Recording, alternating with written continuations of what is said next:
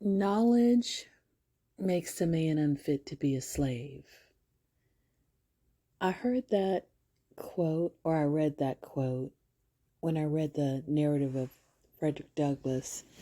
I don't know how long ago that was. It was years and years and years ago. But I remembered learning that one of the biggest crimes that could be committed in the South during the time of slavery was teaching a slave to read.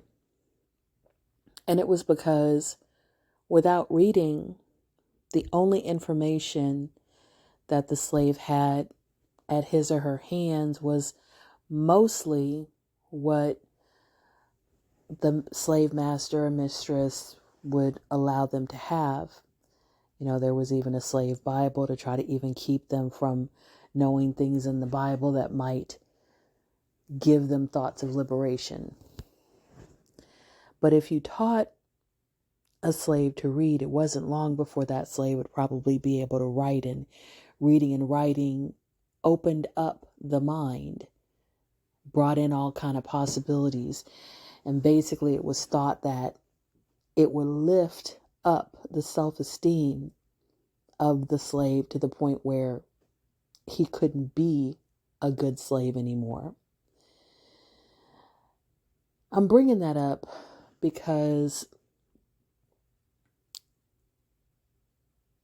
some of us, including myself, have lived in plantations of the mind.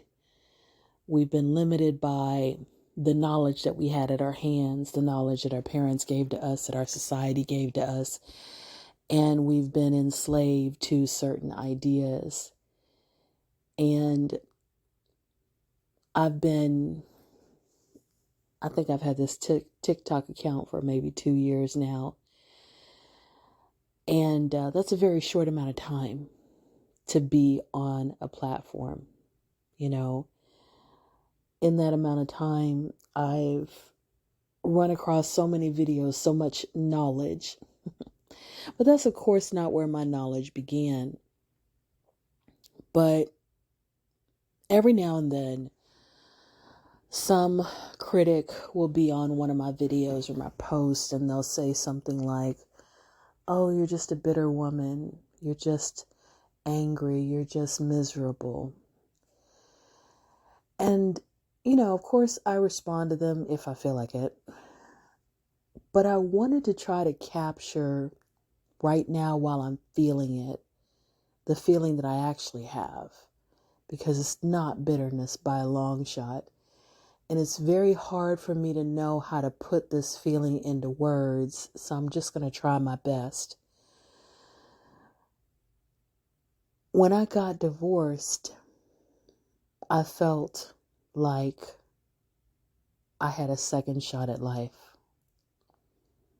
And I felt like the life that my grandmother led, the life that my mother led, and women before me, that I was going to do things absolutely different, because as a little girl, I made a decision that I was not going to live a life like my grandmother or my mother, because I saw how miserable they were.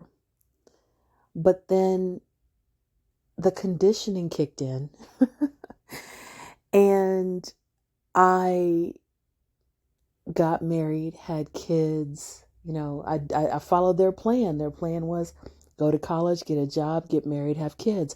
I followed the exact same plan because I thought that we were in a new age. You know, it wasn't the 40s or the 50s or the 60s or the 70s.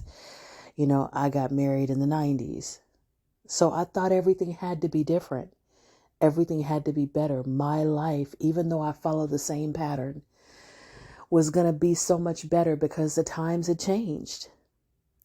But I didn't know about patriarchy then. I didn't know about how much things change and how much they stay the same.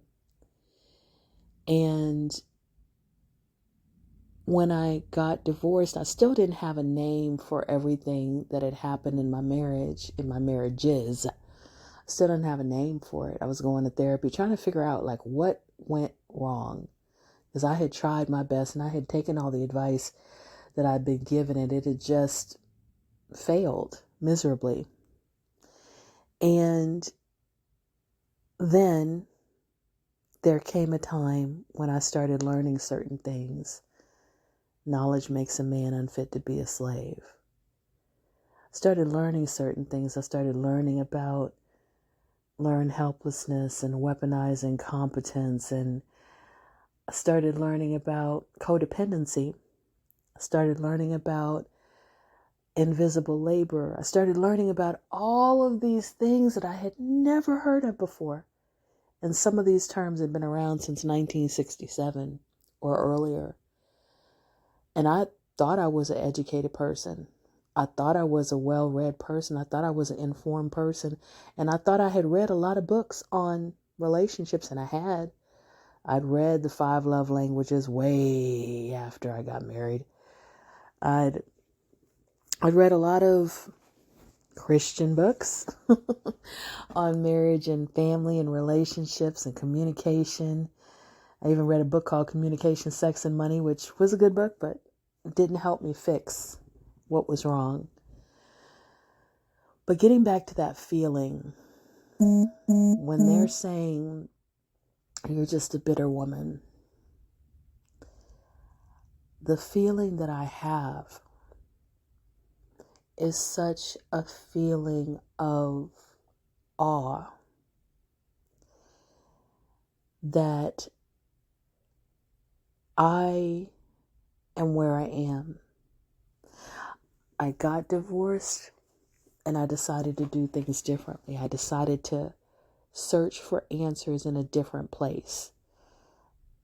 And I'm not just talking about TikTok. I'm talking about unconventional places. You know, different forms of spirituality, meditation, all kind of stuff, right? Point being, I'm grateful, not bitter, because I live in a time when I can be educated, and I live in a time when I can share what I learned with other people who are where I used to be so confused, so lost, so overwhelmed with how their life is so different than what they thought it would be, and they just don't know where things went wrong. And I'm not saying that I have the answers, and I'm never, somebody the other day said,